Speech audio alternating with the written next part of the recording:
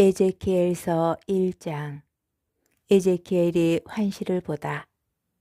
제30년 넷째 달 초 닷새 날이었다. 나는 유배자들과 함께 크바르 강가에 있었다.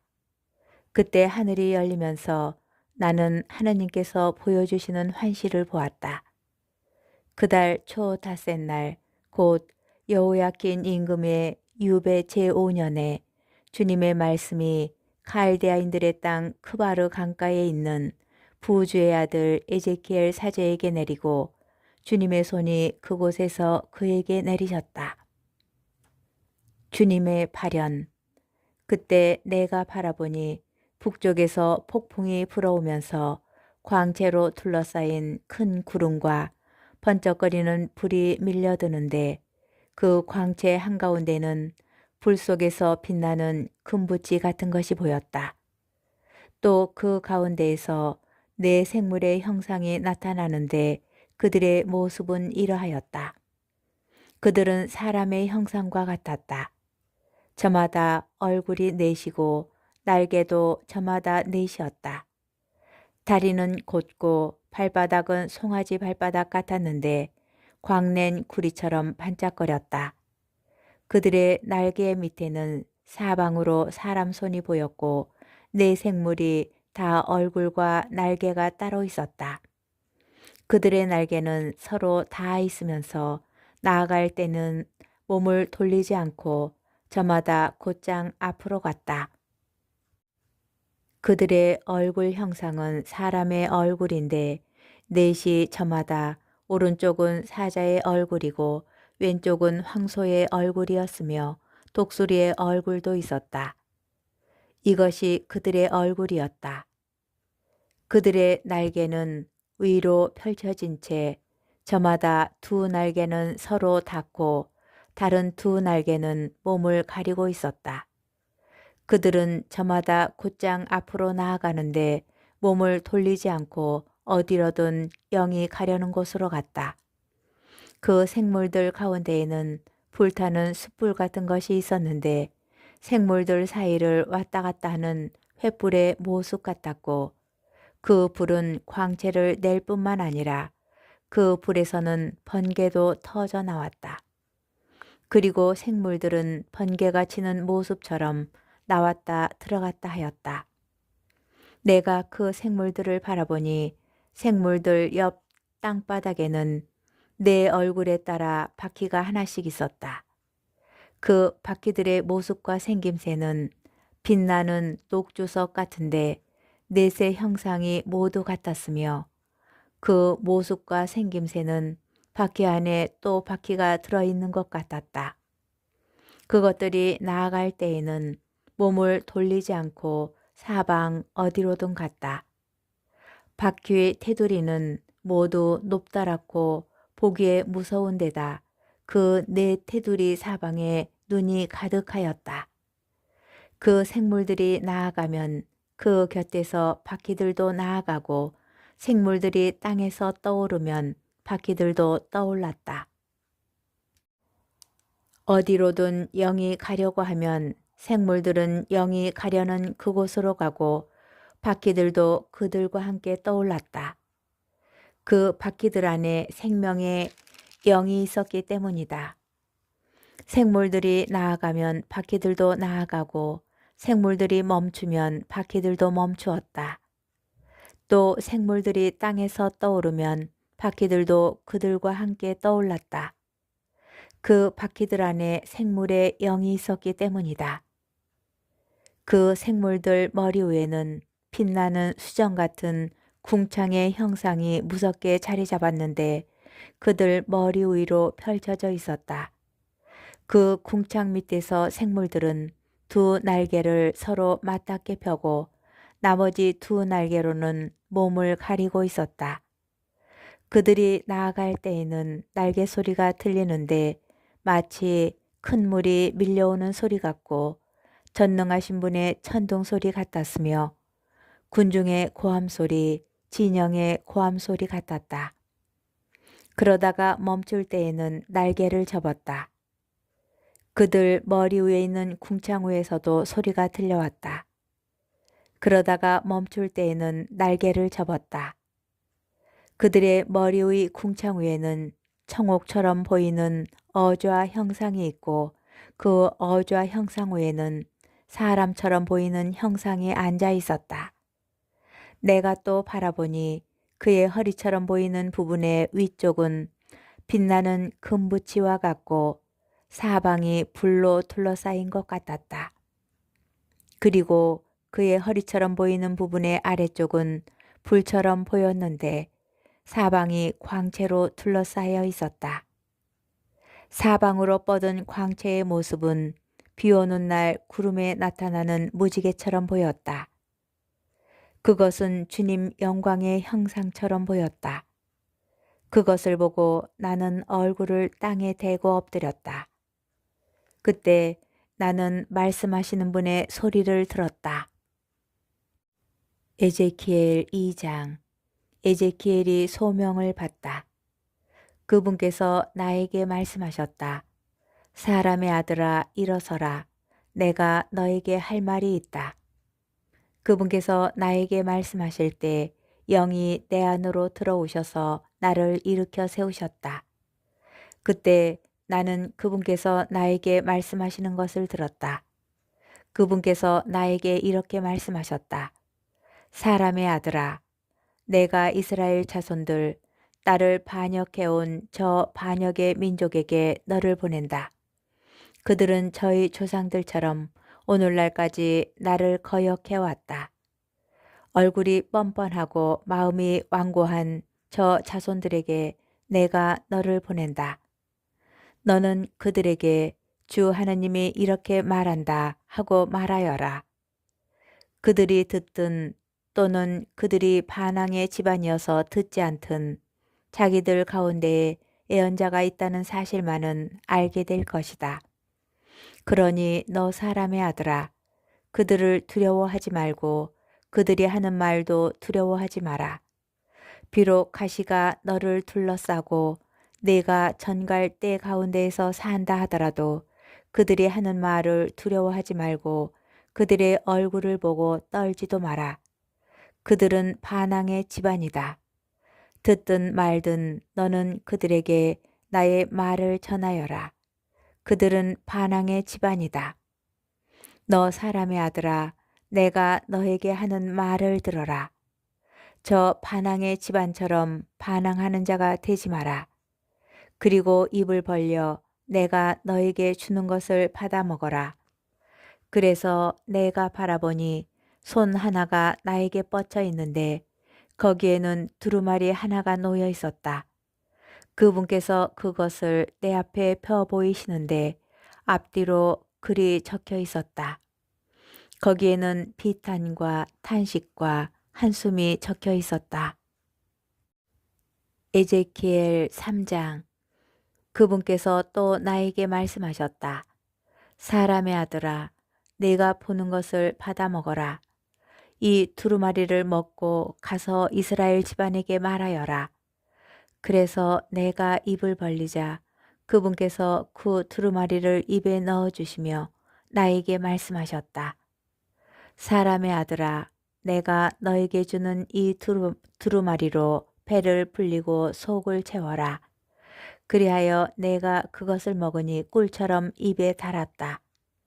그분께서 다시 나에게 말씀하셨다.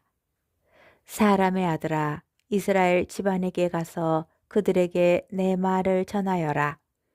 이상한 말과 어려운 언어를 쓰는 민족이 아니라 바로 이스라엘 집안에게 너를 보낸다. 내가 알아듣지 못하는 이상한 말과 어려운 언어를 쓰는 많은 민족들에게 너를 보내는 것이 아니다. 차라리 내가 너를 그들에게 보낸다면 그들은 내 말을 들을 것이다.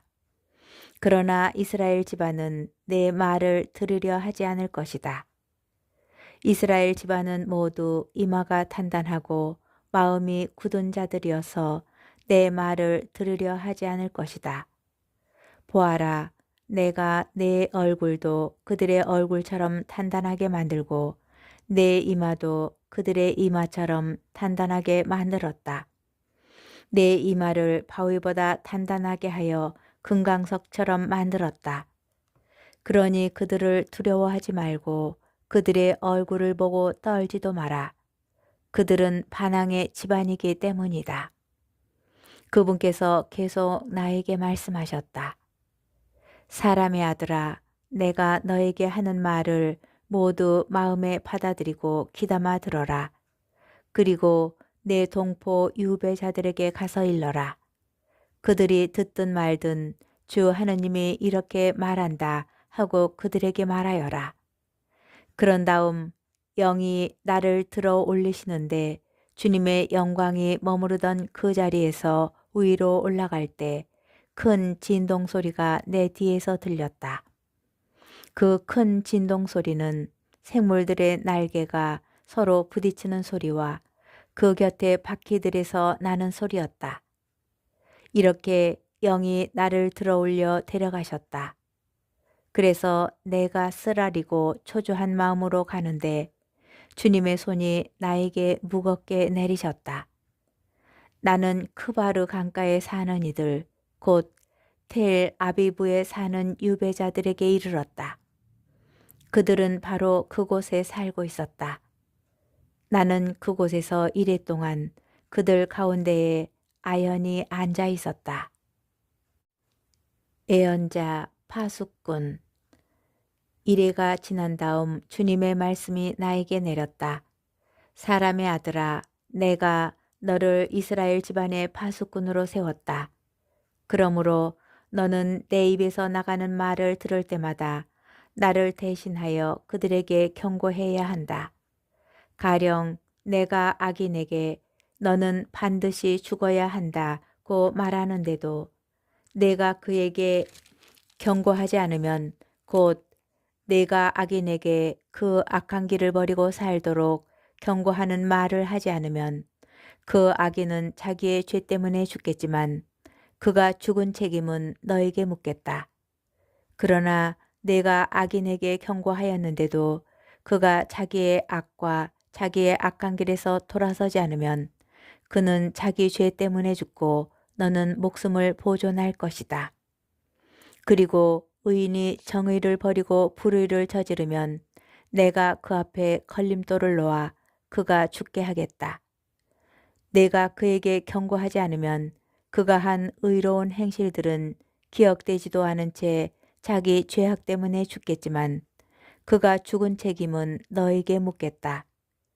그러나 의인이 죄를 짓지 않도록 네가 경고해 주어서 그 의인이 죄를 짓지 않게 되면 그가 경고를 받았기 때문에 반드시 살게 되고 너도 목숨을 보존할 것이다.